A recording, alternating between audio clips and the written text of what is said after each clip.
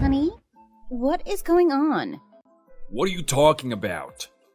Well, as you know, I left home for 2 weeks for my breast cancer surgery and just got home, but noticed all of your stuff is gone? Should we call the police? Your stuff must be stolen.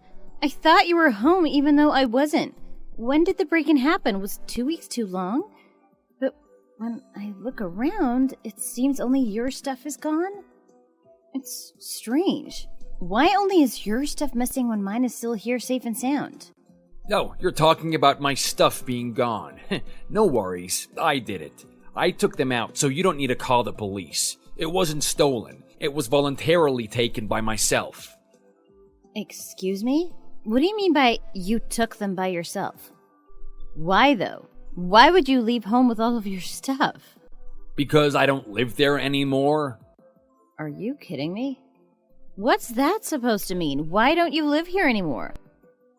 Be straight with me. Don't piss me off by fooling me around. Talk! Here you go again, being aggressive and offensive.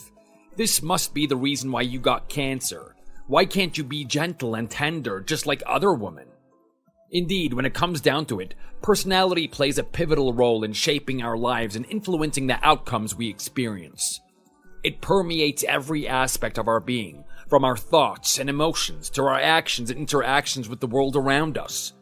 The way we perceive and respond to various situations is heavily influenced by our unique personality traits, which in turn have a profound impact on the trajectory of our lives. Consider for a moment a scenario where you have led a life characterized by a gentle and harmonious disposition. Picture a version of yourself that embodies warmth and a natural inclination towards kindness. In such a scenario, it's likely that you would have traversed through life with minimal turmoil and hardships. Your innate ability to navigate challenges with grace and compassion would have shielded you from the harsh blows that can often befall us. With a softer and more rounded approach to life, conflicts may have been resolved more amicably, relationships would have blossomed with ease, and stress may have been alleviated through the power of your serene demeanor. Your interactions with others would have been characterized by understanding, patience, and a genuine desire to uplift those around you.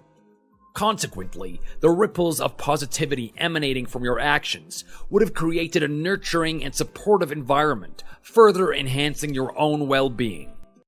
I never asked you to give me a lecture, did I? I warned you to be straightforward with me. What the hell are you trying to say? In short, you wouldn't have suffered breast cancer if you were more nice and soft. Well, what's the point in saying more? I guess it's a little too late to talk about it anyway. I've already asked the real estate agent to list the house that you're left alone in, so you better find a new place sooner than later. And you should place that dotard in a nursing home as well as you move out.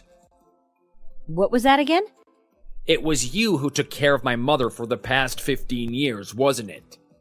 So I'm saying you should be responsible for her and put her in the nursing home or something. You can take her with you, but I highly doubt you would want that. Fine, you might want to do that to me, but wouldn't it be unfair to your mother who gave birth to you and raised you with love and care? Ruth is your mother, and you're her son. You have an obligation to take care of her when she's elderly and needs your help. And what do you mean by listing the house for sale? Would you explain it to me so I can understand? Let's get a divorce. I don't think I can stand you anymore. It makes me miserable already for having a life with you who was only getting old, and you had a mastectomy on top of it. One of your boobs is cut off. Are you still a woman when you're left with only one breast? Do you still consider yourself a woman? I'm sorry that I'm not such a generous guy who's willing to take care of a defective wife, but I am done with you. You getting old and wrinkly was already bad enough, and having only one boob is a nail in the coffin. Please, divorce me quietly and amicably. Is that why you never came to see me while I was going through the surgery and recovery? I was lying on my bed wondering why you don't even bother to call me, but this must be the reason why. You weren't there by my side when I was in the most pain and struggling, and you ignored all my calls until I was discharged. Why? Have you already found another woman with a perfect pair of breasts and no wrinkles on her face? Is that it? Yes, that's it. Unlike you, who is an inferior article, she has a perfect pair of boobs. Not to mention they're big, and also she's beautiful with no wrinkles and dark spots on her face. She doesn't get lazy, and she constantly gives her best to stay in shape regardless of her age. The moment I saw her, I felt a sense of destiny, and I decided to live the rest of my life for her. It makes me sick to see you exhausted and worn out, without any energy left. But when I see her, the world brightens up, and it feels like both my eyes and heart are purified. You constantly worry about my mother and our daughter every time you open your mouth, burdening me with fatigue. But she's different. When I'm with her, it feels like I've returned to my carefree days without a worry in the world before I was married to you. She fills me with excitement and joy. You constantly fret about what to eat for every meal, what to have for breakfast, what to eat for lunch after finishing breakfast, and what to have for dinner. But she is a submissive woman who eats whatever I suggest without a single complaint. Look at you. I didn't worry about meals or the responsibility of taking care of parents or raising children before I got married either. How can you say such a thing when you're the one who made me the woman you claim to hate? Is it not because you used an excuse of work to leave all the household chores for me to handle, big or small? There you go again, picking on me. Don't you realize your stubbornness is what made me fed up with you? You know what? I've made up my mind very firmly. So be cool and just divorce me. You keep talking to me will only make you more pathetic and miserable. Please, let's admit that we have to go our separate ways and go through separation peacefully and pleasantly. Do you think that's something you would say to me when I spent the past 15 years living with and caring for your mother? We have a middle school age daughter, and if you were in your right mind, how could you do this? Do you think you're still a reckless man in your 20s? You're the son of a 70-year-old mother and a father of a teenage daughter, the husband of mine and the head of our household. How can you abandon us all by neglecting your obligations and even thinking about leaving us behind in search of love on your own? Is that what love is to you? Love is not just an emotion, but a responsibility of taking care of what you love even when your love is faded. We built a life together because we loved each other, and you're supposed to be responsible for what we built. Don't you think what you're calling love is just a dirty adultery that only makes your family devastated? Don't you dare point your finger at me. To me, it's a refreshing romance that came like an oasis to my weary soul after 15 years of marriage with you. Something I never want to let go of. So don't try to underestimate my emotions by your definition. Whatever you say or how you beg, it's all just useless now. Just realize it and stop clinging so desperately. Let's get a divorce and get the hell out of my house. No, wait! You didn't dare to touch my makeup products and lingerie in my room, did you? I bought them before I went through the mastectomy and put them in the closet without unwrapping them. Why can't I find them? Oh, them? I gave them away to my girlfriend. Well, considering your taste and that you don't buy anything particularly expensive, and the fact that they were just sleeping inside the closet, I thought they were unnecessary for you, so I just gave them to her. Whatever they are, I am sure they'll look much better on her than you. Are you insane? Are you out of your mind? Bring them back to me immediately! I really didn't want to be so mean, but why would you need such glamorous lingerie when you only have one boob? Only one boob and fancy lingerie never match each other, don't you think so? Who would bother looking at a pig with a pearl necklace around its neck, even when the necklace is so expensive and impressive? What's the point of putting on high-end makeup products on your pathetic face that's covered with wrinkles, dark spots, and freckles all over? Through careful consideration and discernment, I have ensured that these valuable possessions find their rightful place in the hands of someone who can truly appreciate and make the most of their inherent beauty and worth. It has been my mission to match the exquisite nature of these items with an individual who possesses the taste, style, and appreciation necessary to truly cherish and showcase them. I only did what I had to do, so let's just call it a day for this matter. You're nuts. Through careful consideration, in your dreams! Falling in love with another woman really makes you crazy, doesn't it? I can't express enough how deeply you don't understand the true significance of a mastectomy for a woman. I am shocked and deeply affected by the sense of loss more than anyone else. I'm essentially losing my femininity because of my illness. I finally had the opportunity to reflect upon my own reflection in the mirror after I was diagnosed with breast cancer. It was in that vulnerable moment that I noticed my own vulnerability, feeling a sense of fragility that brought tears to my eyes. I went through a journey of self-discovery, investing my hard-earned money into lingerie that symbolizes self-care and self-love. It was a gesture meant to reclaim my identity and find solace amidst the physical and emotional challenges I faced. While I was preoccupied with the care of your mother and our household responsibilities, supporting you and raising our child, I failed to recognize the personal sacrifices I made myself and neglected my own needs.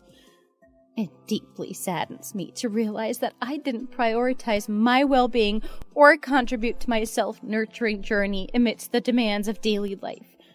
It was a missed opportunity to support and celebrate my growth and personal transformation.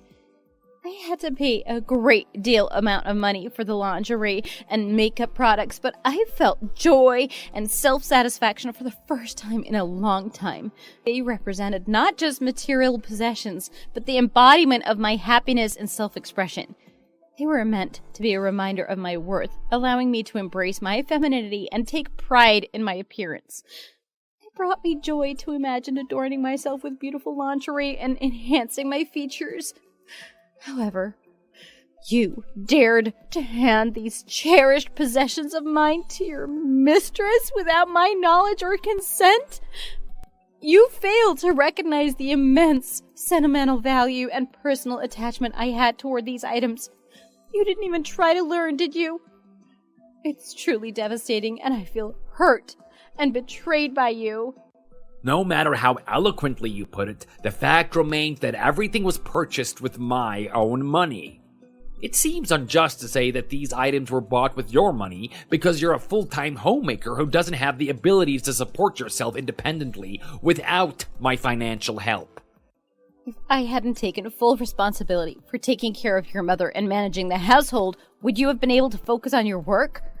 It would be funny to assume that all the money you earn is solely yours. No matter how much you insist, the law says half of what you earned is mine, so take care of the division of assets and alimony first if you want to get a divorce. You know you're responsible for the divorce, which means you need to pay me alimony, right? And do what you need to do for your mother. You should be responsible for her whether you're putting her in a nursing home or taking care of her by yourself with your sick mistress. Nope, you were her primary caretaker from day one, so you should be responsible for her until the end of it. What do I know about taking care of an old lady? I hate doing that kind of stuff, and my girlfriend said she's uncomfortable hanging around an old lady as well. She is such a beautiful lady with a pure soul, so I'm sure she won't be good at getting in touch with the elderly. I can't believe it. Taking care of someone is always hard in the beginning. It was hard for me too at first, but I tried and got used to it, and that's how I managed to take care of Ruth. Now shut up. I have nothing more to say to you. I already moved out, so do whatever you need to do with her. Don't you have something to say to me? What thing? Oh, your assets. Thanks for handing over the entire assets to me when we got the divorce. Thanks to you, at least I have some stability in terms of food and basic necessities for the time being. I'm trying to get a job, but I can't get it overnight because I've been a full-time homemaker for so long for someone. I said I'll divide my assets with you. I never said I'll hand over my entire assets to you. This is completely different from what you initially said, don't you think? What's so different? I bought the fancy lingerie and makeup products with a great deal amount of money, like I said. And I even had the receipts with me. Despite my pleading for you to hand back those items to me, I was ignored, resulting in significant emotional distress. When I added up the numbers on the receipts, which was $3,000, compensation for my emotional distress for $2,000, as well as spousal and child support paid in a lump sum, it perfectly matched the balance in our savings account. Even when we go through a separation, it's important to settle financial matters properly to avoid any complications. A clear resolution is necessary so we can move forward without any further entanglement. I thought you wanted to draw a clear line between us, but perhaps I was mistaken? It literally makes me want to puke for seeing you holding on to the money, which seems to be beyond pathetic. You know what? Fine. You can have all the money. I have my beautiful wife who is much more important than money. You know, youth and beauty are things that can't be bought with money. But instead, make sure to put your name down as my mother's guardian and pay dues for her nursing home. I don't think that's necessary. Your mother is on her way to your home with your new wife in it. What the hell are you talking about? Why would she come to my house without knowing her place? She is not welcomed here. I told you, my wife is not cut out to be taking care of the elderly. Is there any problem with your mother going to live with her son when she requires care and support from you? Yes, there are 1,000 different kinds of problems here. I'm having the blast and happiest newlywed moments with my wife, who is 15 years younger than me. It's like I'm dreaming all day, every day. Imagine how things will turn out when a nagging, smelly old lady comes here. My dreams will be shattered into a million pieces. I thought that was your definition of marriage, wasn't it? You said that marriage is not just a matter between two people, but that your widowed mother must be involved for it to be considered complete. You pushed me to cohabitation with your mother right after we got married. And now you're suggesting that you'll live happily and enjoyably, just the two of you, without your mother in it being incomplete? Jeez, how can she even come to my place when she has handicapped legs to begin with? How the heck did she find out about my address? I hired a private investigator. Happy? With what kind of money were you able to hire a private investigator when you're just a homemaker? You do realize that they're pretty expensive, right? I didn't know you had a liar in you. Ruth paid for it. She had the money, so she supported me financially, and I had the strength, so I found the perfect person to do some research on you. Your mother and I are quite a team, aren't we? We're such a perfect pair of mother-in-law and daughter-in-law. If you two are so compatible, you should be glued together. Don't ever leave each other's side. Why are you causing such a fuss by sending her to me and burdening me with this situation? Are you two crazy ladies trying to kill me or something? I asked the temporary caregiver to take your mother to your house for today, but starting from tomorrow, it will be up to you and your mother to handle the arrangements. Your mother's handicapped leg is the only inconvenience, and it's only minor, so there's no need for you or your new wife to unnecessarily panic and make it seem more difficult than it is. I hope you and your mother, along with your new wife, live happily ever after. I will pray for your abundant happiness and well-being. Hey, Miriam, I can't take it anymore. Take the dotard back with you. I'm done with taking care of her, so take her with you right frickin' now before you see me killing myself. Don't you think it's you who has dementia? I divorced you, remember? You and I are perfect strangers now, but you're telling me to take your mother with me? It seems like it's not your mother, but you who has something wrong with your head. In the 15 years that I lived with your mother, she never showed a hint of dementia, and her brain was always fine during health checkups. In fact, she was more clear-minded than I was. No, I'm sure she has dementia now. I can assure you something's definitely wrong with her. My wife Abby initially wanted to be a good daughter-in-law for her mother-in-law, so she did her best. But Mom screamed at Abby that she was a thief who stole someone else's husband, and an evil demon who drove away the old lady's sincere daughter-in-law. When Abby cleaned the house, Mom drew a map on the floor with banana peels, and when she prepared a meal with her best, Mom threw it all in the trash, saying it made her sick like garbage. My mother would forcefully open our bedroom door, regardless of whether it was night or dawn. And what's even worse is that sometimes, while sleeping at night, I would feel a creepy sensation and wake up to find her sitting on our bed with a ghostly expression, just staring at us. The stress my wife endures because of my mother is no joke. Recently, Abby even considered getting medication prescribed by a psychiatrist. Honey, how are you going to take responsibility for this? Don't you dare call me honey. Why am I your honey? By the way, that's very strange. Ruth never did that before when she and I lived together. She was nowhere near dementia. Her memories were rather vivid. I don't understand what's going on with her. Maybe because she wants to get revenge on you and your mistress for my sake?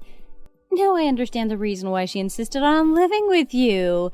If taking care of your mother is way too difficult for you, why don't you put her in a nursing home? Isn't that what you wanted all along? You couldn't stop talking about putting her in a nursing home, right?